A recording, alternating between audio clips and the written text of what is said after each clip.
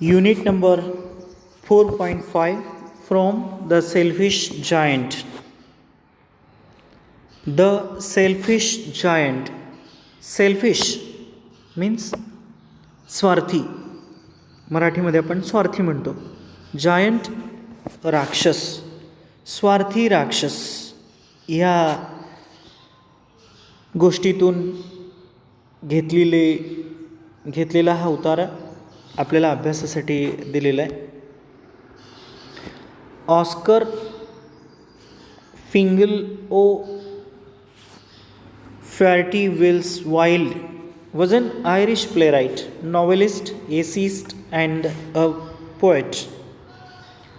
ज्यांना Oscar Wilde नावानं संबोधलं जातं ते एक आयरिश नाटककार होते. प्लेराईट म्हणजे नाटककार, नॉवेलिस्ट कादंबरीकार, एसेइस्ट निबंधकार अँड अ पोएट आणि एक प्रख्यात कवी होते. जे ऑस्कर वाइल्ड हे अष्टपैलू व्यक्तिमत्व होतं असं म्हणायला काय हरकत नाही. He has a versatile personality. Oscar Wilde was an Irish playwright, novelist, essayist and a poet. त्यांच्या अनेक कादंबऱ्या ह्या जगप्रसिद्ध आहेत.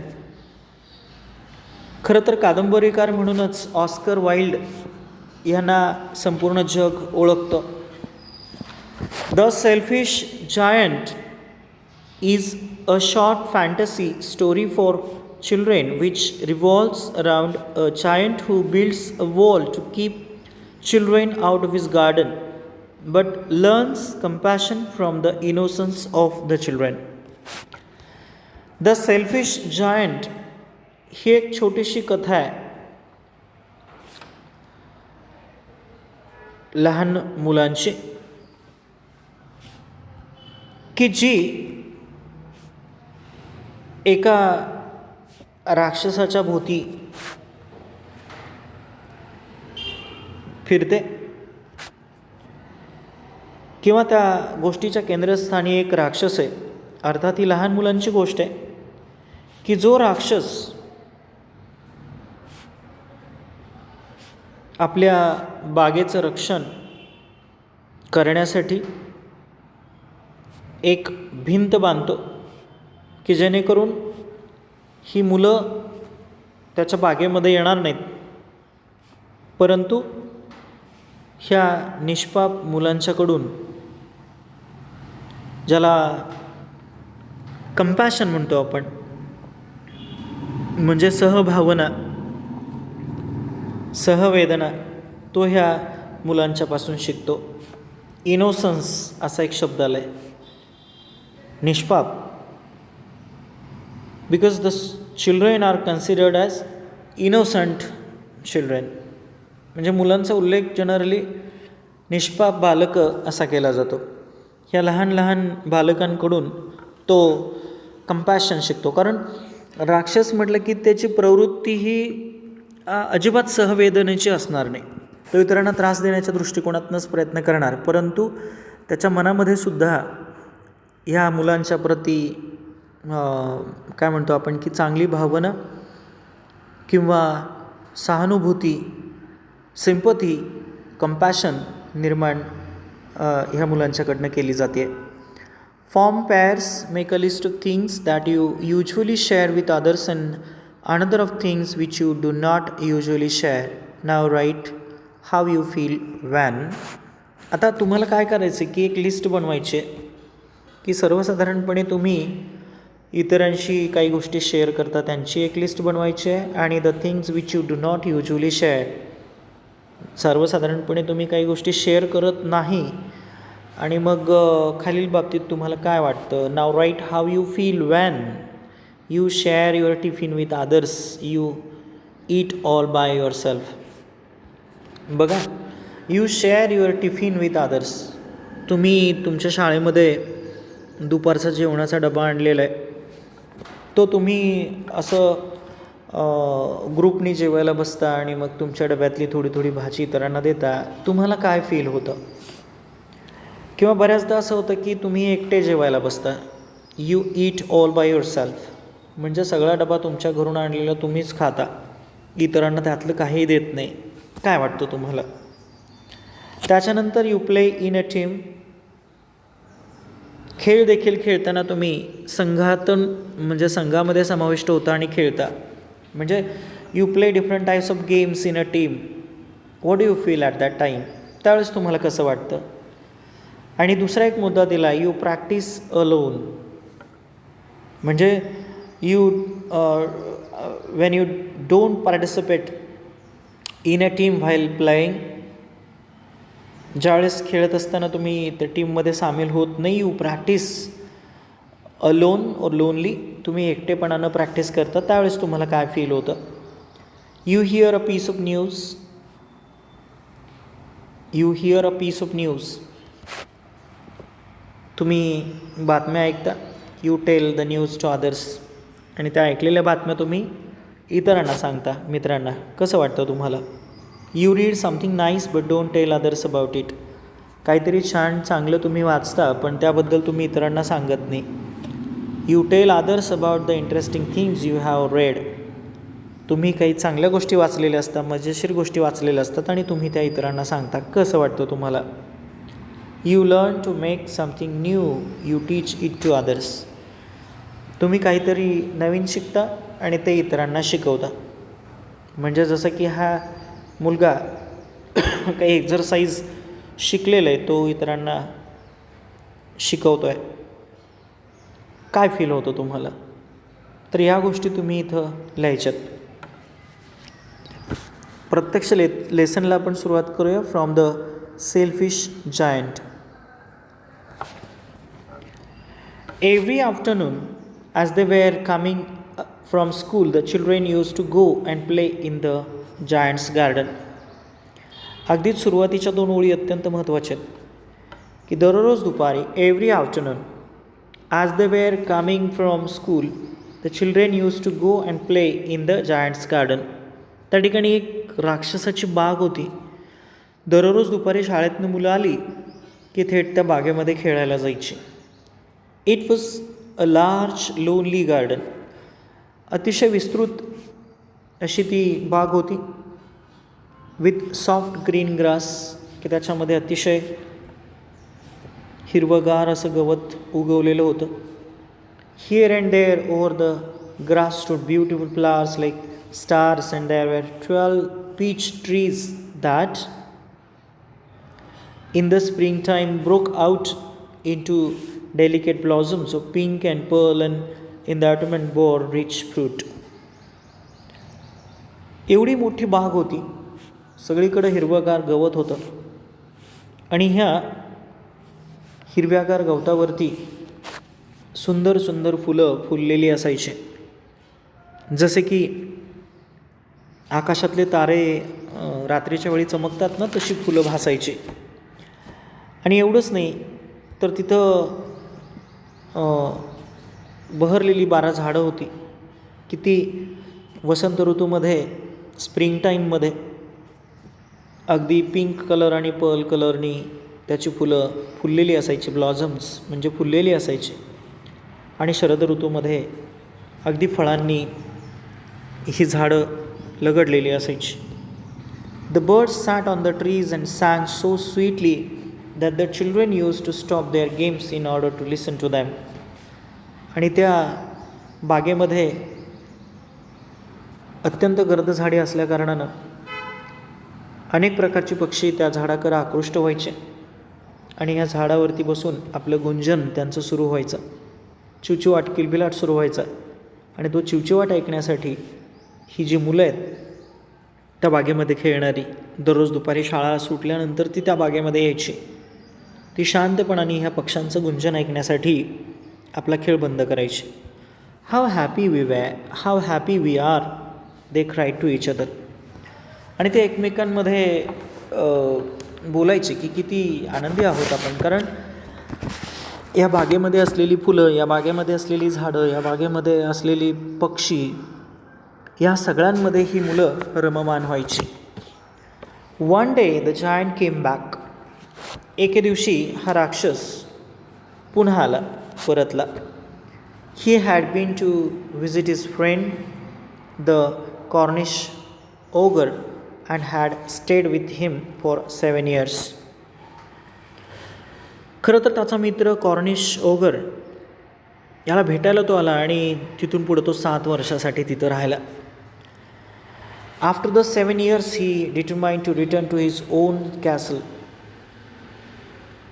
नंतर त्यानं 7 वर्षानंतर त्यानं ठरवलं की आपण आपल्या आपल्या वाड्यामध्ये आपण परत जावं. कॅसल म्हणजे वाडा. When he arrived he saw the children playing in the garden. आणि 7 वर्षानंतर ज्यावेळेस तो आला ना त्या बागेमध्ये, त्यावेळेस त्याच्या लक्षात आलं की तिथं काही मुलं खेळत आहेत. What are you doing here, he cried in a very gruff voice and the children ran away. तो त्याच्या मोठ्या अगदी काय म्हणतो आपण की भारदस्त आवाजामध्ये तो बोलला की what are you doing here, काय करते तुम्ही इथं. अगदी मोठ्या आवाजामध्ये तो ओरडला. मुलं घाबरली आणि तिथून ती मुलं पळून गेली, त्यांनी धूम ठोकली. आपण या ठिकाणी चित्रामध्ये बघू शकतो की तो हा जायंट आहे, त्याच्या पाठीमागं एक कॅसल दिसतो आहे, म्हणजे त्याचा वाडा आहे. आणि त्या वाड्याच्या भोवती असलेली ही गार्डन, की ज्या गार्डनमध्ये ही मुलं खेळायची. My own garden is my own garden said the giant. हा राक्षस मोठ्याने जवळपास त्यांनी गर्जनाच केली म्हणायला काय हरकत नाही की माझी बाग ही माझी आहे. And one can understand that and I will allow nobody to play in it but myself. या बागेमध्ये मी कुणालाही प्रवेश देणार नाही. इथं कोणीही खेळू शकत नाही, फक्त इथं माझंच राज्य असणार आहे. So he built a high wall around it and put up a notice board. आणि म्हणून त्यानं काय केलं की त्या बागेच्या भोवती एक प्रचंड मोठी भिंत बांधली. ती भिंत उंच होती, हाय वॉल, आणि त्याच्यावरती एक नोटीस, एक सूचना लिहिली. आणि ती सूचना त्यानं त्या ठिकाणी सूचना बोर्डवरती लावली. काय लिहिली होती सूचना? ती सूचना होती ट्रेसपासर्स विल बी प्रॉसिक्युटेड. म्हणजे इथं कोणी बागेमध्ये येईल ना, इथं जो कोणी बागेमध्ये येईल त्याला संपवलं जाईल किंवा त्याला माफ नाही केलं जाणार, त्याला ठार केलं जाईल. He was very selfish giant. खरं तर तो अत्यंत स्वार्थी असा राक्षस होता. पुढच्या पेजवरती येऊयात आपण. The poor children had now nowhere to play. आता ह्या गरीब मुलांना खेळायला अशी इतरत्र जागा कुठंही नव्हती. They try to play on the road. ही मुलं रस्त्यावरती खेळायची. But the road was very dusty and full of hard stones and they did not like it. परंतु त्या रस्त्याची पण दुरावस्था अशी झालेली होती, ज्या रस्त्यावरती मुलं खेळायची actually it was very dusty. तो अतिशय धुळयुक्त होता and full of hard stones, की त्याच्यावरती दगडधोंडे भरपूर होते. आणि म्हणून त्या मुलांना तो रस्ता फारसा आवडायचा नाही. They use to wander round the high walls when their lessons were over. शाळा त्यांची सुटली की मग ते या उंच भिंतीच्या आसपास रेंगाळायचे and talk about the beautiful garden inside. आणि ह्या भिंतींच्या आतमध्ये असलेल्या सुंदर बागेबद्दल चर्चा करायची. How happy we were there they said to each other. ते एकमेकांना म्हणायचे की आपण किती आनंदी होतो ह्या बागेमध्ये आपल्याला खेळायला यायचं. ज्यावेळेस भिंत नव्हती, ह्या बागेला संरक्षक भिंत नव्हती, त्यावेळेस आपण त्या बागेमध्ये मनसोक्तपणे खेळायचो. झाडांवरती चढायचो, फळांचा आस्वाद घ्यायचो, फुलपाखरं, त्याच्यानंतर फुलं, पक्षी यांचं गुंजन आपल्याला ऐकायला मिळायचं. किती छान दिवस होते ते. पण आज ते आपल्याला सगळं अनुभवता येत नाही, कारण ह्या राक्षसानं या बागेच्या भोवती एक मोठी भिंत बांधलेली आहे. देन द स्प्रिंग केम. आणि नंतर काय झालं, वसंत ऋतूचं आगमन झालं. स्प्रिंग, वसंत ऋतू. And all over the country there were little blossoms and little birds. आणि सगळीकडं छोटी छोटी फुलं उमलायला सुरुवात झाली. झाडं जशी फुलांनी आणि फळांनी बहरली ना, तसे छोटे छोटे पक्षी त्याच्यावरती यायला लागले. Only in the garden of the selfish giant it was steel winter. फक्त त्या राक्षसाच्या बागेमध्ये अजून हिवाळाच होता. वसंत ऋतूनं तिथं येणं टाळलं होतं. The birds did not care to sing in it as there were no children and the trees forgot to blossom. खरं तर इथं ह्या बागेमध्ये पूर्वीसारखी मुलं खेळायला नसल्या कारणानं पक्षीसुद्धा तिकडं फिरकत नव्हते. कारण त्या बागेमध्ये मुलंच नव्हती ना, म्हणून पक्ष्यांना पण तिथं जावंसं वाटत नव्हतं. एवढंच नाही तर झाडंसुद्धा बहरायची किंवा त्याला फुलं यायची, फळं यायची विसरूनच गेली, कारण मुलं नव्हती ना खेळायला. Once a beautiful flower put its head out of the grass, but when it saw the notice board, it was so sorry for the children that it slipped back into the ground again and went off to sleep. काय झालं, ह्या राक्षसाच्या बागेतलं एक फूल, सुंदर फूल, त्या सुंदर फुलानं ह्या गवतामधून आपलं डोकं वरती काढलं. परंतु जेव्हा त्यानं नोटीस बोर्ड पाहिला ना, की ह्या बागेमध्ये जो कोणी प्रवेश करेल ना त्याला फासावरती लटकवलं जाईल, शिक्षा केली जाईल, त्या फुलाला देखील भीती वाटली. ही मुलं ह्या बागेमध्ये येत नाहीत हे त्यांनी पाहिलं ह्या फुलानं, आणि त्यानं पटकन आपलं मान खाली त्या गवतामध्ये लपवली आणि ते फूल झोपी गेलं. म्हणजे ते फूलसुद्धा घाबरलं ती सूचना बघून. त्यालाही वाईट वाटलं की आपल्या अवतीभोवती ही मुलं नाहीत हे सगळं अनुभवायला, मग आपण फुलून तरी काय उपयोग आहे. The only people who were pleased were the snow and the frost. बघा, the only people who were pleased were the snow and the frost. तर याच्यामध्ये बर्फ आणि जे फ्रॉस्ट ते दोघं आनंदित होते. Spring has forgotten this garden they cried. ते काय म्हणू आपण की तक्रार करत होते की वसंत ऋतू कसं काय विसरलं बरं ह्या बागेला. So we will live here all the year round. The snow covered up the grass with her great white cloak and the frost painted all the trees silver. या ठिकाणी आपण थांबू. उरलेला जो भाग आहे तो पुढील तासाला अभ्यासू.